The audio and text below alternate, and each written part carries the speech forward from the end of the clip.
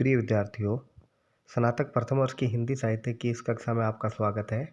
आज हम आधुनिक काल की प्रेरक परिस्थितियों के बारे में अध्ययन करेंगे कि आधुनिक काल के समय कौन कौन सी परिस्थितियां थी जिसमें इस साहित्य का निर्माण हुआ। आधुनिक काल के साहित्य को प्रभावित करने में तत्कालीन राजनीतिक, सामाजिक, धार्मिक, शैक्षणिक, धार्मिक, आर्थिक एवं साहित्यिक परिस्थितियों ने महत्वपूर्ण भूमिका निभाई। प्रत्यक्ष परोक्षतः साहित्य को प्रभावित करने वाली परिस्थितियों का परिचय हम पॉइंट वाइज इस प्रकार कर रहे हैं। सबसे पहले है राजनीतिक परिस्थितियां। राजनीतिक परिस्थितियों की हम शुरुआत करें तो हम देखते हैं कि भारत में ईस्ट इंडिया कंपनी की सत्ता 1857 के प्रथम स्वाधीनता संग्राम तक संपूर्ण भारत में स्थापित हो चुकी थी। 1757 में अंग्रेज़ों का बंगाल पर आधिपत्य हो गया था। फिर 1857 तक 100 वर्षों में उन्होंने लगभग संपूर्ण भारत पर अपना अधिकार कर लिया था। 1857 के विद्रोह के पूर्व ब्रिटिश कंपनी ने भारतीयों का सहायक संधि और अन्य युद्धों या संधियों के द्वारा जमकर शोषण किया और एक सत्ता राज स्थापित कर लिया। 1857 के बाद ब्रिटिश ताज के शासन में भारतीयों को कुछ सुविधाएं जैसे शैक्षणिक सुविधा, प्रेस की समानता प्रदान की गई, परंतु ब्रिटिश शासन द्वारा भारत का आर्थिक राजनीतिक शोषण लगातार जारी रहा। इसका विरोध धीरे धीरे बढ़ने लगा। 15 अगस्त 1947 को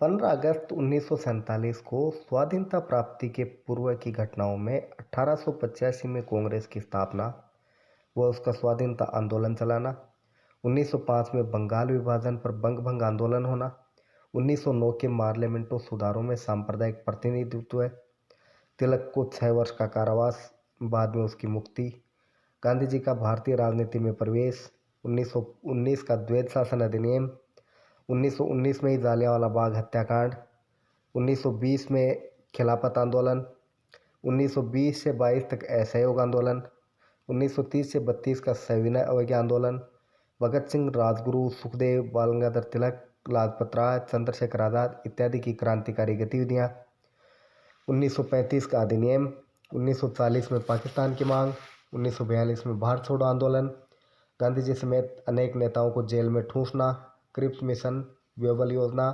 अंतरिम सरकार का गठन व लास्ट में 15 अगस्त 1947 को भारत के विभाजन के साथ स्वाधीनता की प्राप्ति, ये प्रमुख महत्वपूर्ण घटनाएं थी जो आधुनिक काल के पृष्ठभूमि में थी। अंग्रेजी शासन की एकता के नीचे दबे भारतीयों में एकता की एक नई भावना पनपी।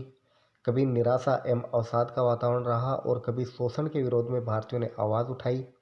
ये सब प्रवृत्तियां भारतेंदु से लेकर प्रयोगवाद तक के काव्य में दिखाई देती हैं। कवियों ने समय समय पर राजनीतिक शोषण से बचाने का सदुपदेश देकर भारतीयों को जगाया। कभी निराशा व कुंठा में डूबे तथा कभी एकता की बात की। स्वाधीनता प्राप्ति के बाद भारतीय राजनीति में बढ़े भ्रष्टाचार, भाई भतीजावाद, कुर्सीवाद, घूसखोरी, षड्यंत्र, अवसरवाद, दल बदल, नवीन प्राचीन का संघर्ष इत्यादि का नए कवियों ने खुलकर विरोध किया और नव मानवतावाद, प्रजातंत्रीय भावना, व्यक्ति स्वातंत्र्य, समानता की भावना पर बल दिया। ये कुछ राजनीतिक पृष्ठभूमि थी जो आधुनिक काल के प्रारंभ में पाई जाती है। अब हम देखते हैं सामाजिक पृष्ठभूमि या सामाजिक परिस्थिति। मध्यकालीन मुस्लिम समाज का प्रभाव भारतीय समाज पर बहुत ज़्यादा नहीं पड़ा, किंतु अंग्रेजी राज्य की स्थापना के बाद भारतीय समाज में बदलाव आने लगा।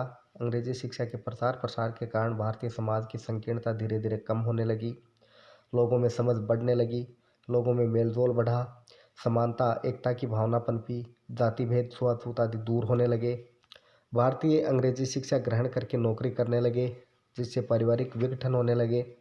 शिक्षा से भारतीयों ने भारत के प्राचीन ज्ञान विज्ञान का महत्व समझा और उनमें तकनीकी ज्ञान की वृद्धि हुई। जाति बंधन की शिथिलता के साथ ही जनसामान्य में पाश्चात्य व्यक्तिक स्वातंत्र्य भावना भी विकसित होने लगी। राजा राम मोहन राय, मदन मोहन मालवीय आदि ने शैक्षिक प्रगति हेतु व्यक्तिगत प्रयास किया। मदन मोहन मालवीय द्वारा बनारस हिंदू विश्वविद्यालय की स्थापना इसी का एक सार्थक प्रयास कहा जा सकता है। कलकत्ता में 1801 में फोर्ट विलियम कॉलेज की स्थापना हुई, जिसमें हिंदी भाषा में पुस्तकें भारतीय लेखकों के द्वारा लिखी गई। रेल की स्थापना हुई। मोटर यातायात सुविधाओं के विस्तार से भारतीयों का अन्य समाज, देशों, राज्यों से संपर्क बढ़ा और उनमें एकता की भावना पनपने लगी। छापे खाने की स्वतंत्रता ने भारतीय समाज का एकदम से कायाकल्प ही कर दिया। ईसाई मशीनरी और तब भारतीय चिंतकों ने प्रत्यक्ष और अप्रत्यक्ष रूप से हिंदू समाज में आधुनिकता को प्रोत्साहन दिया। सामाजिक चेतना, व्यक्ति चेतना, मानववाद, ज्ञान विज्ञान की चेतना, साहित्य में इन्हीं सामाजिक परिस्थितियों की महत्वपूर्ण देन। आगे हम देखते हैं धार्मिक परिस्थिति। मध्यकालीन धार्मिक सुधार आंदोलनों के पश्चात भारतीय धर्म धीरे धीरे पुनः रूढ़िवादी और आडंबर युक्त होने लगा था। इसमें सामाजिक छुआछूत, अस्पृश्यता भावना, असमानता, जाति प्रथा आदि ने महत्वपूर्ण भूमिका निभाई। ब्रह्म समाज, प्रार्थना समाज, Ramakrishna mission, Arya Samaj, theosophical society इत्यादि धर्म एवं समाज सुधार संस्थाओं ने भारतीय समाज एवं धर्म में विद्यमान बुराइयों की तरफ ध्यान आकर्षित किया और उन्हें दूर करने का प्रयास किया। आधुनिक भारत के जन्मदाता राजा राम मोहन राय ने 1828 ईस्वी में ब्रह्म समाज की स्थापना की और महादेव गोविंद रानाडे जैसे मेधावी पुरुष के साथ मिलकर जाति पाति, अंधविश्वासों, असमानता का तर्कपूर्ण विरोध किया तथा अंतर्जातीय विवाह, पाश्चात्य विचारधारा, तर्क एवं वस्तुवादी दृष्टिकोण का पुरजोर समर्थन किया। रामकृष्ण मिशन के द्वारा स्वामी विवेकानंद ने रामकृष्ण परमहंस के उपदेशों का प्रचार किया और मानवीय समानता, भारतीय समाज, धर्म, संस्कृति, साहित्य को श्रेष्ठ बताया। जाति, संप्रदाय, छुआछूत के विवेकानंद और परमहंस दोनों घोर विरोधी थे। सभी के लिए शिक्षा के वे प्रबल पक्षधर थे। उन्होंने शारीरिक, बौद्धिक, आध्यात्मिक शक्ति, आत्मसम्मान व राष्ट्रीय गौरव को जगाया।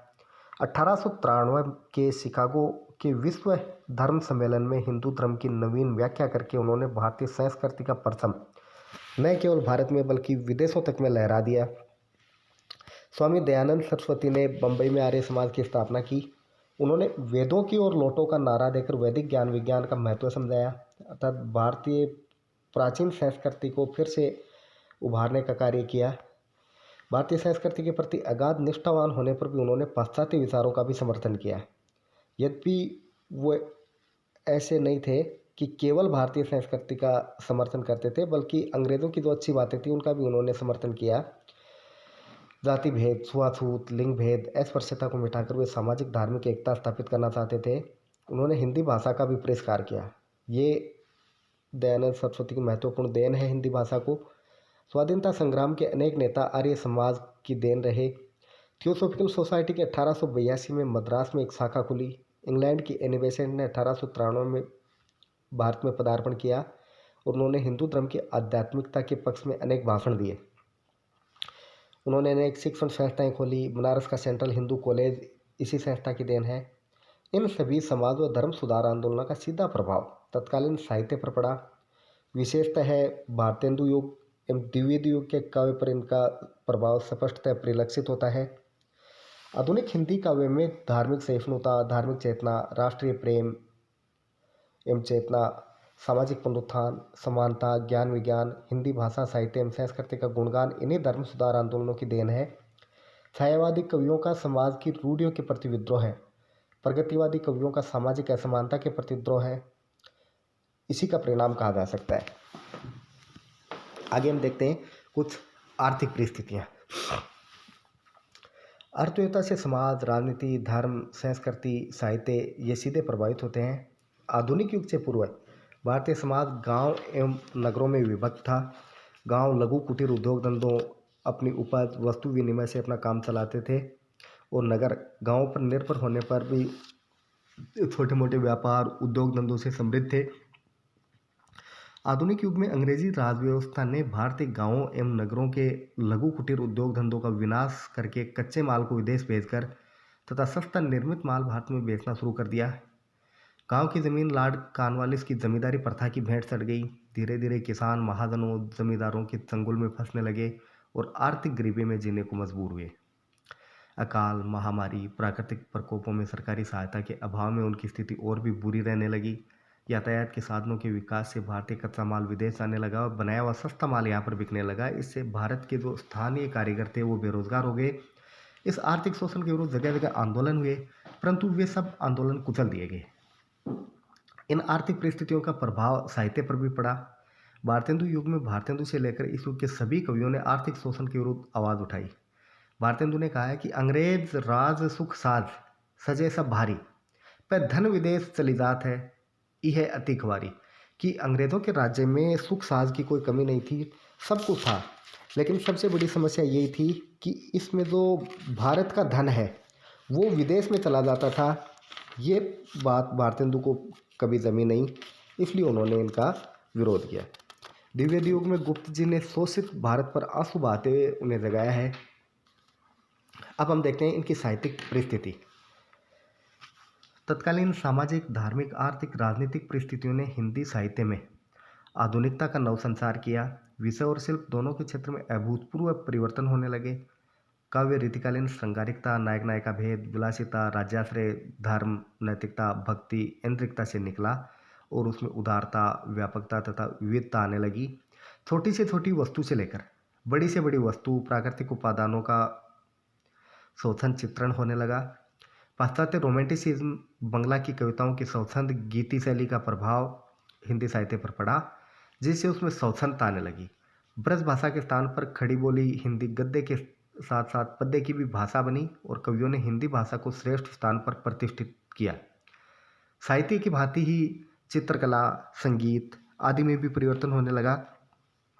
अनेक स्कूल, कॉलेजों की स्थापना में साहित्य, संगीत व कला का उत्थान हुआ। कुल मिलाकर आधुनिक काल के साहित्य में परिवर्तन दिखाई देने वाला स्वर तत्कालीन सामाजिक, धार्मिक, आर्थिक, राजनीतिक एवं साहित्यिक परिस्थितियों की देन ही सिद्ध होता है। अतः इन परिस्थितियों को देखने से पता चलता है कि ये आधुनिक काल का जो साहित्य है ये इन्हीं परिस्थितियों की उपज था। धन्यवाद।